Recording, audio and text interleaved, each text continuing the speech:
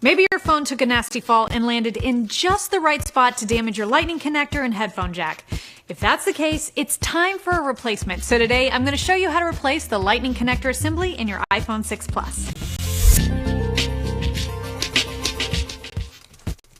Hi, I'm Gwendolyn, and for this repair you're going to need an ice clack, opening picks, a pentalobe screwdriver, a spudger or plastic opening tools, tweezers, an eye opener, and a Phillips 00 screwdriver.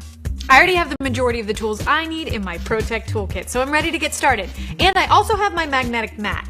It helps keep screws organized, so I never do a repair without it. When you do your repair, be sure to follow the step-by-step guide on ifixit.com. Not only does it walk you through the complete repair, but you can also see comments and notes from other users who have followed it, which is really cool and very helpful. So every time you do a repair, you want to make sure your device is completely off. And once you do that, you can start by removing the two pentalobe screws at the bottom of the phone.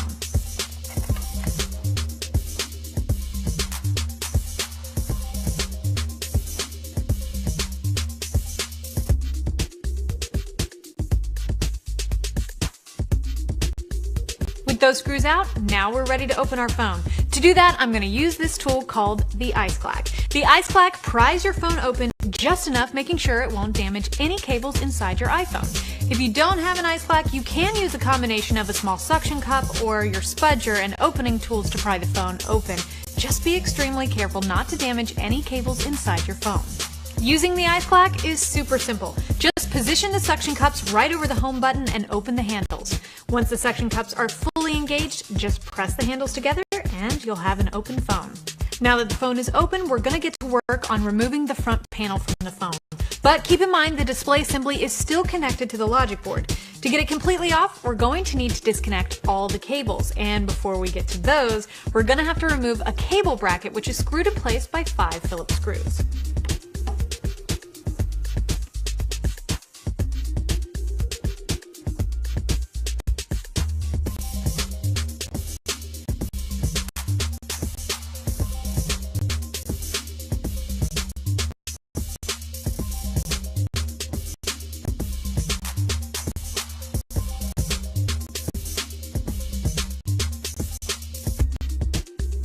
And there are all those cables. To disconnect them, I'm just going to use the flat end of my spudger.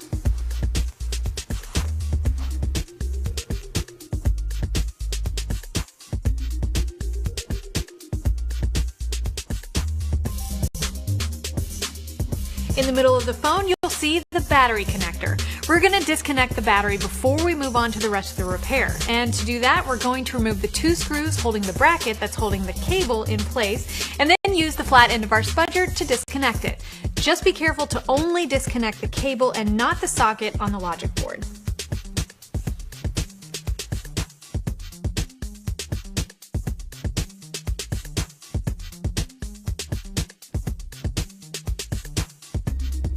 With the battery disconnected, now we can move on to the vibrator. Let's start by disconnecting the cable from the logic board, and to do that, we're just going to use the flat end of our spudger. Now you can flip your spudger around and use the tip to disconnect the antenna from its socket on the logic board. Once it's disconnected from the logic board, you can use a pair of tweezers to carefully deroute it from its channel on the vibrator assembly.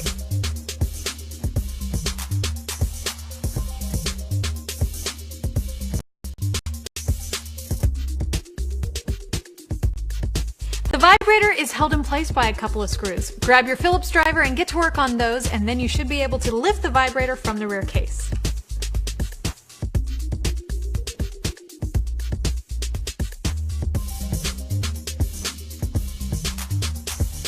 Next, we need to tackle the speaker. To do that, we're going to grasp the antenna connector with a pair of tweezers and carefully begin derouting it from the channel on the speaker.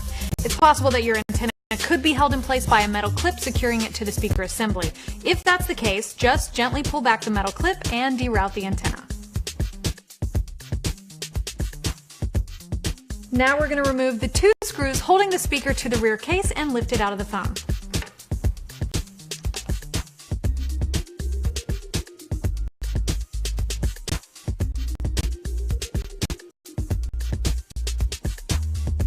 Now there's There's nothing standing in the way of the lightning connector assembly.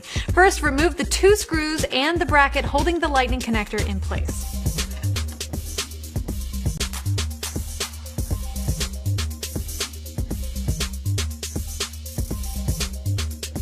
Now you can remove the antenna from the lightning connector assembly with the flat end of your spudger. With that out of the way, we have 9 screws to take off the assembly, so grab your driver and get to work on those.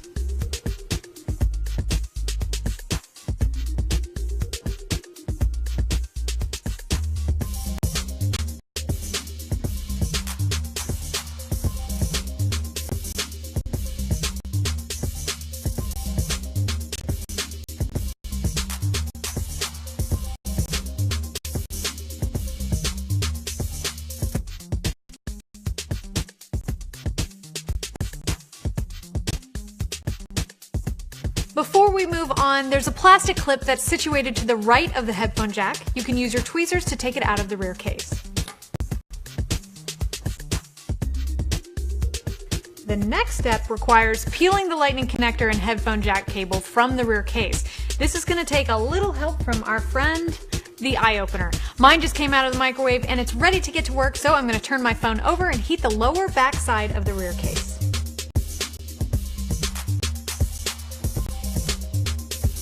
After you have some heat on your cable, use an opening pick to separate it from the rear case, but be sure to stop before you hit the bottom of the phone.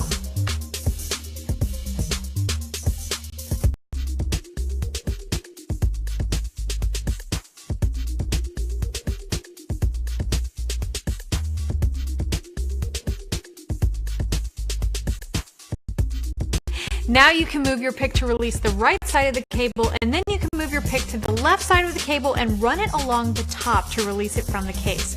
Once you have all the adhesive released, you can lift your lightning connector and headphone jack assembly out of the phone.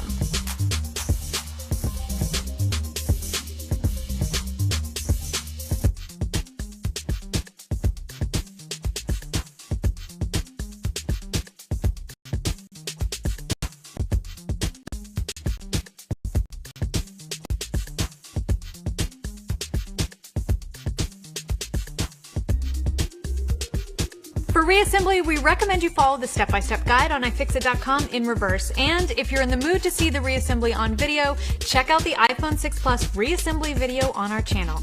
You can find all the parts and tools you need for this and many other repairs at ifixit.com, and let us know how it goes. You can find me on Twitter at Gwendolyn Gay and follow iFixit at iFixit. Don't forget to subscribe to our YouTube channel to stay up to date on all our latest teardowns and repair videos, and you can give us a like on Facebook at facebook.com/iFixit.